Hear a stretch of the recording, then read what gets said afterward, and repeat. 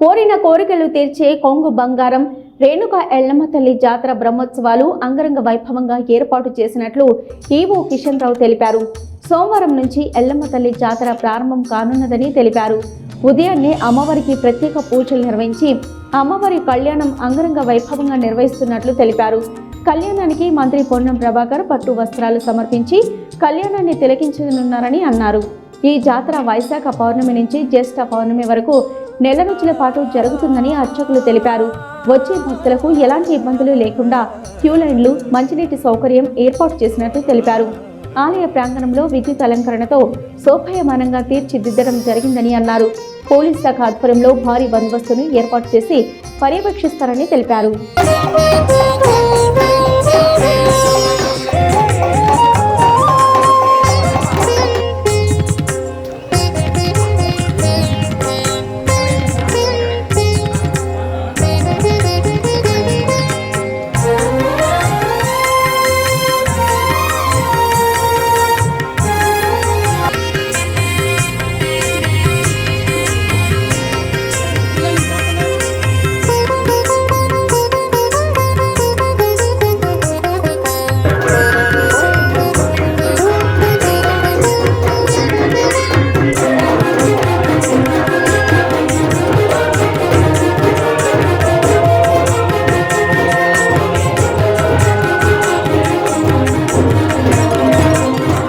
ఉదయం 7 గంటల నుంచి కార్యక్రమాలు ప్రారంభమవుతాయి.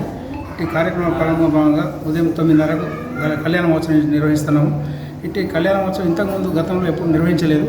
ఈసారి మన కొమరవెల్లి మాదిరిలాగా అమ్మవారిని కూర్చోబెట్టి తర్వాత త్రిశూలం స్వామివారు అనుకొని ఆ రకంగా ఊహించి కళ్యాణ మహోత్సవం నిర్వహిస్తాము. ఇటు కళ్యాణ మహోత్సవానికి మన మంత్రివారిలో ఉన్న ప్రభాకర్ గారు హాజరవుతారు.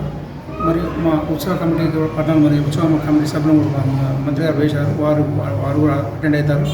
మరి ఈ బ్రహ్మోత్సవాలు ఎలాంటి ఆటంకం లేకుండా అన్ని ఏర్పాట్లు చేయాలని మంత్రివాళ్ళు 3 సార్లు కోఆర్డినేషన్ మీటింగ్ ఏర్పాటు చేశారు. ఇటు కోఆర్డినేషన్ మీటింగ్ భాగంగా ఆర్డీఓ గారు, ఎంఆర్ఓ గారు, ఆల్ డిపార్ట్మెంట్స్ అందరూ ఐఆర్ ఆఫీసర్స్ అటెండ్ అయినారు. భక్తులకు మంచినీటి సదుపాయం కానీ, చలువ పందులు కానీ, క్యూ లైన్లో ఇబ్బంది లేకుండా క్యూ లైన్స్ కానీ, ప్రత్యేక దర్శనం కానీ, విఐపి దర్శనం కానీ, ధర్మదర్శనం కానీ ఎవరికి ఎలాంటి ఆటంకాలు అన్ని సౌకర్యాలు కల్పించాలని కోరుతున్నారు. మరి గతంలో కంటే ఈసారి కొన్ని ఏర్పాట్లు బాగా జరుగుతున్నాయి. మంత్రి వాళ్ళు కూడా శ్రద్ధతో ఇక్కడ 1 కోటి రూపాయల కాంపౌండ్ వాళ్ళ నిర్మాణం, మరియు 6 షాపింగ్ కాంప్లెక్స్ గదులు, మరి పోచమ్మ దేవాలయం, మరి అలివేటి మండపం, మరి వాటర్ ట్యాంక్ నిర్మాణం, పోచమ్మ దేవాలయం వారి సొంత నిధులు, మంత్రి గారి సొంత నిధులతో కడుతున్నారు. మరి ఈ దేవాలయం 11 కోట్ల రూపాయలతో ఎస్టిమేట్స్ అన్ని తయారైనాయి. నెక్స్ట్ జాతర వరకు ఈ దేవాలయం కానీ, మన చైర్మన్ ఛాంబర్ కానీ, ఈవో గారి చైర్మన్ కార్యాలయం కానీ, మరియు వచ్చే భక్తులకు ఒక 100 రూమ్లు కట్టాలని చెప్పి ఆలోచనతో సార్ ఒక 11 crores అన్ని ప్లాన్స్ ఎస్టిమేట్ తయారు చేసి శాంక్షన్ అయి ఉన్నాయి. ఫండ్స్ ఎక్కడి నుంచి తేవడం ఎట్లా అనే దాని గురించి డిస్కస్ ఆటంకం లేకుండా అన్ని సదుపాయాలు కల్పిస్తూ భక్తులు వచ్చి దర్శనం చేసుకొని తీర్థవాసు స్వీకరించాలని కోరడానికి నెల రోజుల పాటు జాతర జరుగుతుంది. వైశాఖ పౌర్ణమి రోజు శ్రీ అమ్మవారి కళ్యాణం, తర్వాత సిద్ధయాగం కథ చెప్పడం జరుగుతుంది. తదుపరి ఇక్కడ గౌడ కులస్తులు భాషకాలు కట్టడం సాంప్రదాయంగా వస్తుంది. మరి కళ్యాణం రోజు కట్టినటువంటి భాషకాలు జాతర ముగింపు రోజు అంటే జ్యేష్ఠ పౌర్ణమి రోజున విప్పడం జరుగుతుంది.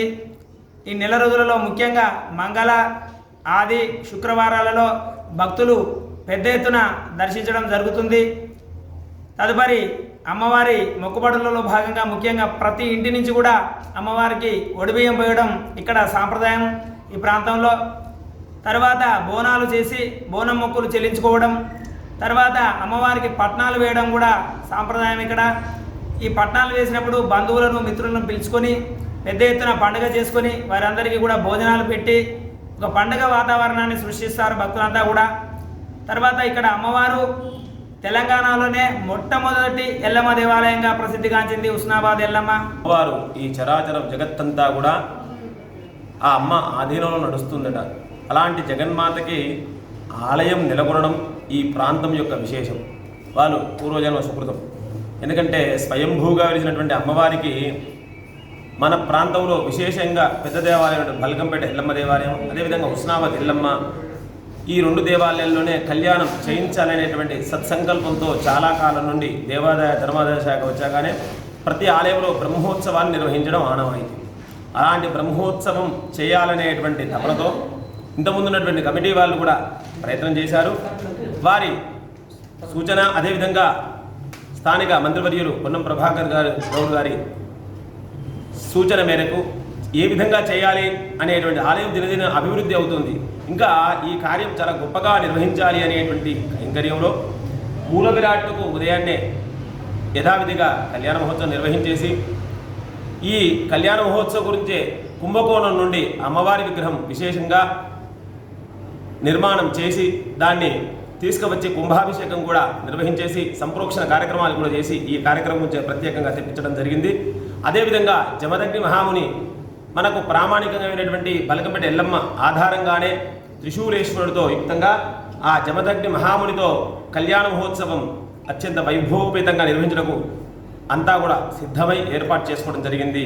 కావున ఈ యొక్క అమ్మవారి యొక్క కళ్యాణం వైశాఖ పౌర్ణమి, ప్రతి పౌర్ణమి తిథిలో అమ్మవారిని ఆరాధన చేస్తే పూర్వజన్మలో చేసినటువంటి పాపాలన్నీ కూడా హరించకపోవడం జరుగుతుంది. అందుకే రేపు ఉదయాన్నే అమ్మవారికి చక్కగా స్వామివారి యుక్తంగా కళ్యాణ మహోత్సవం మా ఉన్నతాధికారుల సూచనతో ఈ యొక్క నిర్వహించడం గాను సర్వదా సన్నద్ధం ఏర్పాటు చేసుకోవడం జరిగింది.